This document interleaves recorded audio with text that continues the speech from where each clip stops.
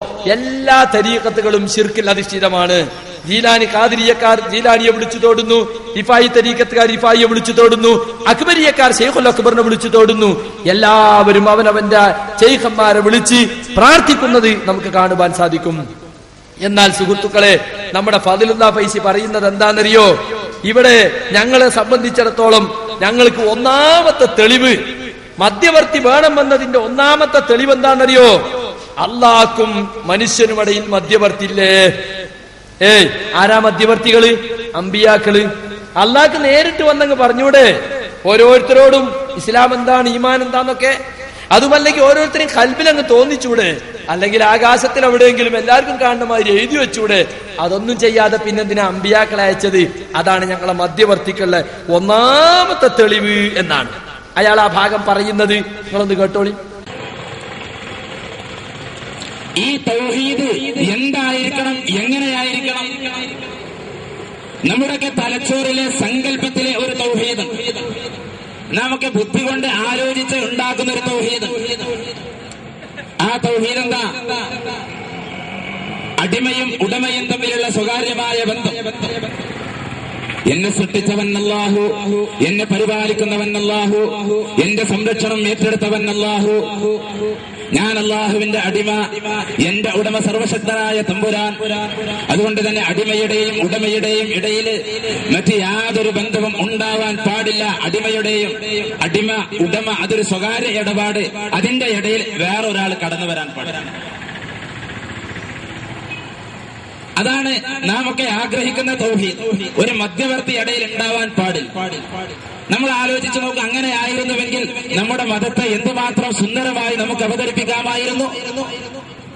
ഓരോ മതങ്ങളെയും നോക്കി നമുക്ക് പറയാം, കണ്ടോ നിങ്ങളുടെ മതം ഇടയിൽ മധ്യവർത്തിയെ നിർത്തിയിരിക്കുന്നു, ഇടയാളനെ നിർത്തിയിരിക്കുന്നു, വസീലയെ നിർത്തിയിരിക്കുന്നു. ഞങ്ങളുടെ മതത്തിൽ മധ്യവർത്തിയില്ല, ഇടയാളനില്ല.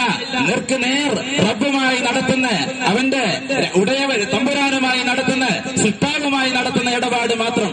അടിമയും ഉടമയും തമ്മിലുള്ള ബന്ധം, അതിന്റെ ഇടയിൽ വേറെ ഒരാൾക്ക് പ്രവേശനമേ ഇല്ല. എന്തുമാത്രം നല്ല തൗഹീദായിരുന്നു. അതായിരുന്നു നമ്മൾ പറഞ്ഞിരുന്നുവെങ്കിൽ നമ്മുടെ ബുദ്ധിയും യുക്തിയും ഒക്കെ അതല്ലേ ആഗ്രഹിക്കുന്നത്.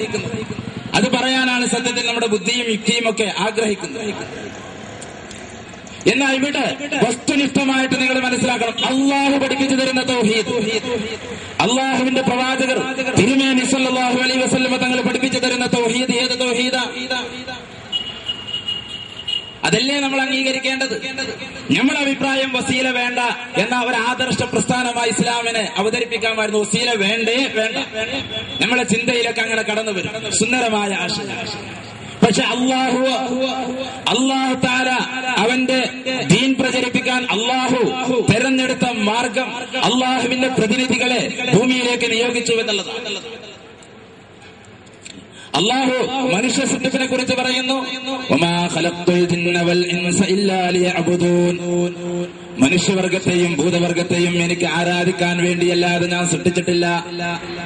മനുഷ്യനെയും ഭൂതവർഗത്തെയും സൃഷ്ടിച്ചതിന്റെ ആത്യന്തികമായ ലക്ഷ്യം അല്ലാഹു പറയുന്നു, എനിക്ക് ആരാധിക്കാൻ വേണ്ടിയാണ്, അല്ലാഹുവിനെ ആരാധിക്കാൻ വേണ്ടിയാണ്. ഈ അള്ളാഹുവിന്റെ ആരാധന എങ്ങനെ നിർവഹിക്കണം? നേരത്തെ പറഞ്ഞതുപോലെ അള്ളാഹുവിനെ നമ്മളിങ്ങനെ നേർക്കുനേർ ആരാധിക്കണം. അള്ളാഹു പറയുക, ഞാൻ അള്ളാഹുവാണ്, എന്നെ നിങ്ങൾ ആരാധിച്ചോളൂ. ഇനി അതിന്റെ ഇടയിൽ ഒരു സൃഷ്ടിയും ഒരാളും കടന്നു വരണ്ട, ഇന്ന് നിങ്ങൾ ആരാധിച്ചോളൂ. അള്ളാഹു നേർക്കുനേർ പറഞ്ഞാൽ മതിയായിരുന്നു. എന്താ അങ്ങനെ അള്ളാഹു താലാക്ക് സാധിക്കില്ലേ? കഴിയുമെന്ന് വിശ്വസിക്കുന്നവരാണ് നമ്മൾ. അല്ലെങ്കിൽ അള്ളാഹുവിന് ചെയ്യാൻ പറ്റുന്ന വേറൊരു പരിപാടി ഉണ്ട്. അല്ല ആകാശത്തോ അല്ലെങ്കിൽ നമ്മളൊക്കെ കാണുന്ന ഒരു ഭാഗത്ത് അള്ളാഹു ഇങ്ങനെ എഴുതി വെക്കുക, ഇതാ എന്നെ മാത്രം നിങ്ങൾ ആരാധിച്ചാൽ മതി, ആരാധിക്കേണ്ട രൂപം ഇന്നതാണ്, അതുകൊണ്ട് ഇനി അതിന്റെ ഇടയിൽ വേറെ ഒരാളും വേണ്ടെന്ന് പറഞ്ഞ് അള്ളാഹ്ക്ക് എഴുതി വെക്കുക.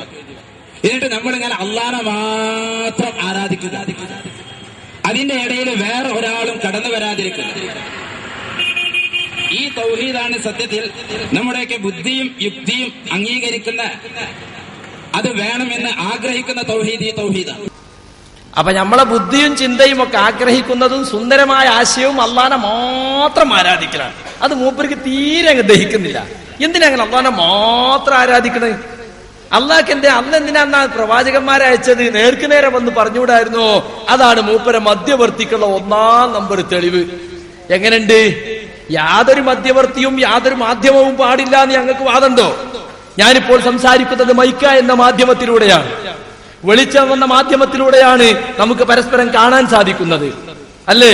ചെവി എന്ന മാധ്യമത്തിലൂടെയാണ് നമ്മളിപ്പോൾ കേൾക്കുന്നത്, വായു എന്ന മാധ്യമം അതിനിടയിലുള്ളത് കൊണ്ട്. അപ്പൊ ഒരു മാധ്യമവും പാടില്ല എന്നാണോ? നമ്മൾ വീട്ടിൽ നിന്ന് ഇവിടെ എത്തിയത് ബസ് എന്ന മാധ്യമം ഉപയോഗിച്ചായിരിക്കും, അല്ലേ? അപ്പൊ അതല്ലല്ലോ ഇവിടെ തർക്കം. നബി സല്ലല്ലാഹു അലൈഹി വസല്ലമ അതിനത്തേക്ക് മുമ്പുള്ള അമ്പിയാക്കൾ ഒക്കെ അല്ലാഹു സുബ്ഹാനഹു വ തആല മധ്യവർത്തികളായി നിശ്ചയിച്ചതാണോ? എന്നാ പിന്നെ ജിബ്രീലിനെ കൂടി പറഞ്ഞൂടെ? മുഹമ്മദ് നബിയോട് നേരിട്ട് അള്ളാഹു എന്ന് പറഞ്ഞാൽ പോരെ, എന്തിനാ ജിബ്രീലിനെ അയച്ചത്? അപ്പൊ ഒന്നാമത്തെ മധ്യവർത്തി ജിബ്രീല്, രണ്ടാമത്തെ മധ്യവർത്തി മുഹമ്മദ് നബി അല്ലെങ്കിൽ മറ്റു നബിമാർ. സുഹൃത്തുക്കളെ, ഇതാണോ ഇവിടുത്തെ തർക്കം? ജിബ്രീലിനോട് നിങ്ങൾ പ്രാർത്ഥിക്കുന്നുണ്ടോ? എന്നാ ഒന്നാമത്തെ മധ്യവർത്തിനോടല്ല ഞങ്ങൾ പ്രാർത്ഥിക്കേണ്ടത്? ചിലപ്പോ എന്നിട്ട് പറയും ഞങ്ങൾ പ്രാർത്ഥിക്കലുണ്ട് എന്നിട്ടോ, ഔലവും പറയാൻ മടിക്കൂല. അതുപോലെ മുഹമ്മദ് നബിയോട് പ്രാർത്ഥിക്കുന്നുണ്ടോ? സഹാബത്ത് പ്രാർത്ഥിച്ചോ? അള്ളാഹു നിങ്ങളെ മധ്യവർത്തിയായി നിയോഗിച്ച ആളാണല്ലോ എന്ന് പറഞ്ഞിട്ട് പ്രാർത്ഥിച്ചോ? ഇവിടെ തർക്കം അള്ളാഹുവിനെ ഇബാദത്ത് എടുക്കാൻ മധ്യവർത്തി വേണോ? അള്ളാഹുവിനോട് ദുആ ചെയ്യാൻ മധ്യവർത്തി വേണോ? അല്ലാതെ അള്ളാഹുവിന്റെ സന്ദേശം റിസാലത്ത് എത്തിക്കാൻ മധ്യവർത്തി വേണോ വേണ്ടേ തർക്കല്ല. അത് അള്ളാഹു ഒരു കാര്യം എങ്ങനെയാ വിചാരിച്ചത് അതുപോലെ അവൻ നടത്തും. ലാ യുസ്അലു അമ്മാ യഫ്അൽ, അള്ളാഹു ചെയ്യുന്നതിനെ സംബന്ധിച്ച് ചോദ്യം ചെയ്തുകൂടാ. പടച്ചോനെ നീ എന്താ നേരിട്ട് വന്ന് തരാതെ അമ്പിയാക്കളിലൂടെ ഇത് എത്തിച്ചു തന്നത്? അങ്ങനെ അള്ളാഹ് തീരുമാനിച്ചത്. അള്ളാഹ് ഒരു കാര്യം തീരുമാനിച്ചാൽ പിന്നെ ചോദ്യം ചെയ്യാൻ പാടില്ല. അള്ളാഹു സുബ്ഹാനഹു വ തആല അമ്പിയാക്കളെ അയച്ചത് എന്തിനാണ്? മുഹമ്മദ് നബി അയച്ചത് എന്തിനാണ്? അവന്റെ സന്ദേശം ജനങ്ങൾക്ക് എത്തിച്ചു കൊടുക്കാൻ വേണ്ടി. യാ അയ്യുഹർ റസൂൽ ബല്ലിഗ് മാ ഉൻസില ഇലൈക മിർ റബ്ബിക്, പ്രവാചകരെ താങ്കൾക്ക് ഇറക്കപ്പെട്ടത് താങ്കൾ ജനങ്ങൾക്ക് എത്തിച്ചു കൊടുക്കുക. ഫഇല്ലം തഫ്അൽ ഫമാ ബല്ലഗത റിസാലത, അത് താങ്കൾ ചെയ്തിട്ടില്ലെങ്കിൽ താങ്കളുടെ ദൗത്യം താങ്കൾ നിർവഹിച്ചിട്ടില്ല. കണ്ടോ? അപ്പൊ ജനങ്ങൾക്ക് സന്ദേശം എത്തിച്ചു കൊടുക്കുക എന്നതിനു വേണ്ടി അല്ലാഹു സുബ്ഹാനഹു വ തആല പ്രവാചകന്മാരെ നിയോഗിച്ചു, ജനങ്ങൾക്കും അല്ലാഹുവിനും ഇടയിലുള്ള മധ്യവർത്തിയായിട്ട്.